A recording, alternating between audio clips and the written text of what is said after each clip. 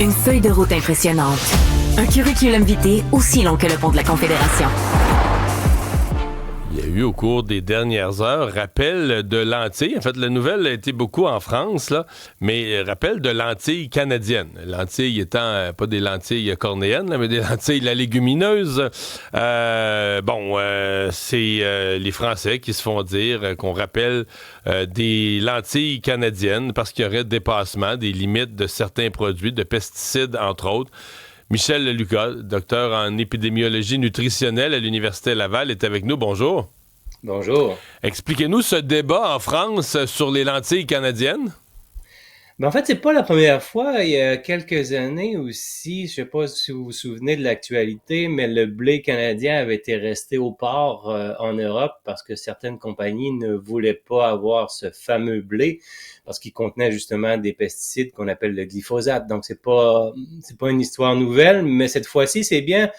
On nous rappelle un peu nos processus et comment finalement on a trafiqué avec l'industrie pour faire monter les limites afin d'être capable de vendre les dites lentilles ou légumineuses. C'est la même chose, hein? Tout a changé en Europe. Vous voulez dire qu'on a fait monter les limites, on a haussé les taux acceptables dans l'alimentation?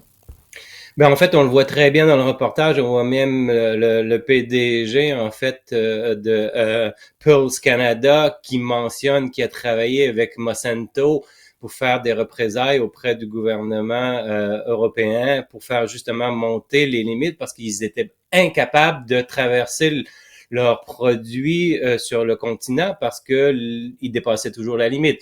La limite était à 0,1. Maintenant, du moins dans le reportage, on monte des lentilles qui sont aux alentours de 3,2. Donc, on est presque 10 fois supérieur à la norme qui était établie avant. Est-ce que ce sont des normes qui sont toujours sécuritaires pour la santé? Parce que je suppose qu'il y a quand même des gens sérieux qui se sont penchés là-dessus. Donc, est-ce que les Français ont raison de craindre les produits canadiens ou est-ce qu'on est dans une espèce d'exagération sanitaire?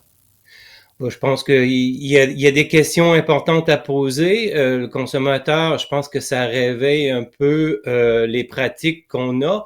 Je pense que la pratique la plus importante de l'agriculture conventionnelle, ça se compare un peu au dopage autour de France. Et on crie beaucoup, on décrit mal, je dirais, le bio, mais je pense que c'est une voie sécure pour les gens. Ce qu'il faut comprendre, c'est que l'industrie procède ainsi. D'ailleurs, le diquat est interdit en Europe. Donc, on n'a pas le droit. Et nous, on l'utilise. C'est un peu étrange.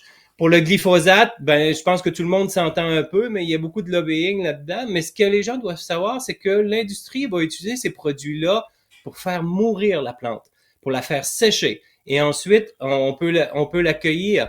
Mais ce qui se passe, notamment dans le cas du blé, je pense que c'est beaucoup plus problématique parce que les gens consomment beaucoup plus de blé que de légumineuses.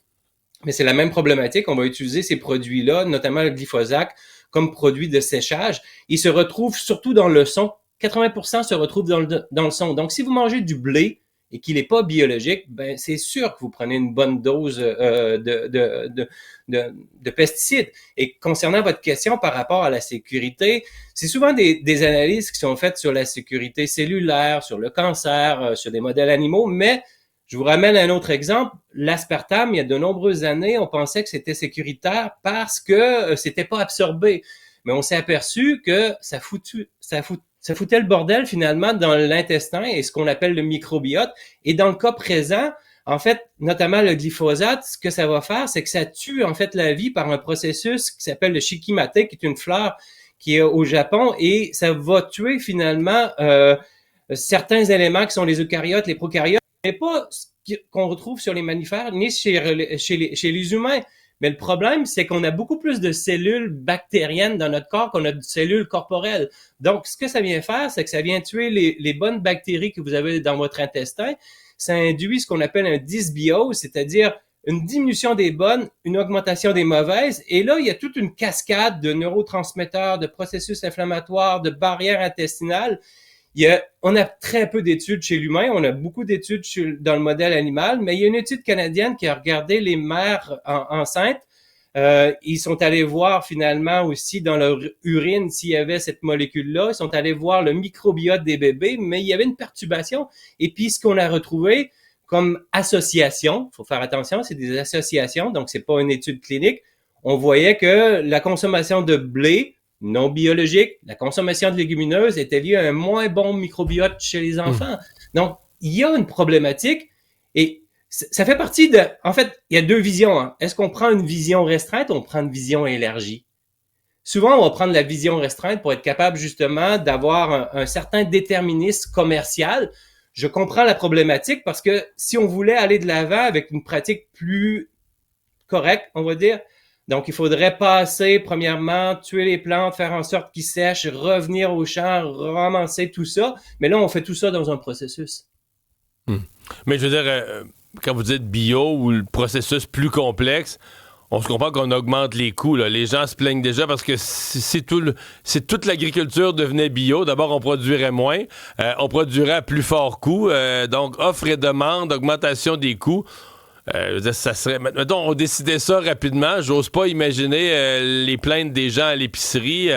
On augmenterait le coût de l'alimentation humaine considérablement. Peut-être, vous allez me dire, pour protéger notre santé, c'est ce qu'il faut faire, mais on imagine le choc, là. Oui, je suis tout à fait d'accord, mais c'est encore la même question de vision restreinte ou vision élargie. Les externalités sont jamais calculées dans le modèle. Oui, on regarde le prix à l'épicerie, mais quel est l'impact sur l'environnement? Bientôt, de toute façon, on vient de passer la 6e. Limite, la santé, on en fait quoi? Ça nous coûte énormément cher. C'est pas uniquement ce produit-là qui est lié à ça, mais c'est tout le système où on adopte une vision restreinte au lieu d'adopter une vision élargie. Et ce qu'il faut prendre aussi de manière importante, c'est qu'il y a des populations plus vulnérables que d'autres. La question, c'est est-ce que les femmes enceintes, les jeunes enfants, les personnes qui souffrent plus de troubles inflammatoires, réduction du système immunitaire... devraient faire plus attention, là, ouais. Là, je comprends que quand on nous dit, par exemple, cette semaine, on lit ça, OK, les lentilles françaises, les lentilles canadiennes, par exemple, sont bloquées en France, on comprend que nous, c'est les lentilles qu'on mange, là. Effectivement, je vais aller voir dans mon garde-manger, c'est ça. Ben, vous allez à l'épicerie, c'est marqué Canada en gros sur tous les sacs des légumineuses. Ce qu'il faut savoir, pourquoi les lentilles, c'est que les Français sont très friands, notamment d'un plat qu'ils cuisinent qui s'appelle les lentilles à la moutarde. Donc, c'est comme quelque chose qu'ils mangent à toutes les semaines, c'est traditionnel. Mais je pense qu'on en mange moins, nous. On en mange moins, mais on mange énormément de blé. Vous savez, il y a beaucoup de gens qui se plaignent du gluten dans le blé, mais je pense qu'on devrait plutôt se plaindre de ces molécules-là qu'on retrouve dans le blé non bio, tu sais. Eh bien, à suivre. Michel Lucas, docteur en épidémiologie nutritionnelle. Merci. Merci à vous. Au revoir.